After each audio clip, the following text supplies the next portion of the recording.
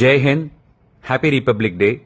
இந்த ரிபப்ளிக் டே அன்னைக்கு நம்ம இந்தியா பாகிஸ்தானோட இன்டர்நேஷனல் பார்டர் லைன், அதாவது ஜம்முல இருக்கிற இந்த இடத்த உங்களுக்கு காட்டுறதுல எனக்கு ரொம்ப ரொம்ப சந்தோஷம். இந்த இடத்த நம்மளோட இந்தியன் ஆர்மியும் நம்ம பிஎஸ்எஃப் ஜவான்ஸும் வேற லெவல்ல பாதுகாக்கிறாங்க. வாங்க உள்ள போய் பார்ப்போம்.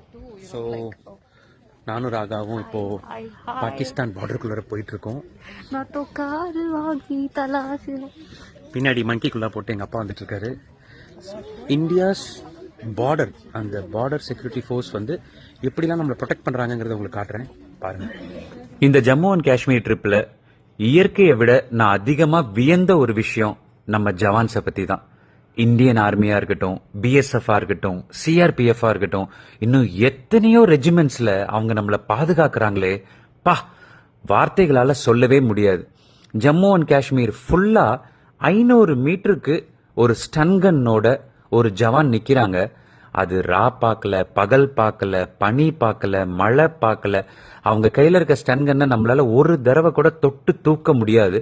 முக்கியமா இந்த இடம் என்ன மெய் சிலிர்க்க வச்சது. இது பார்டர் செக்யூரிட்டி ஃபோர்ஸா இருக்கட்டும், இந்தியன் ஆர்மியா இருக்கட்டும், இதுதான் India's first line of defence அப்படின்னு ஜம்முல இருக்கிற ஒரு அற்புதமான கேம்ப். இங்க இருந்து ஜஸ்ட் 100 மீட்டர்ல நம்மளால பாகிஸ்தானோட கொடியை பார்க்க முடியும்.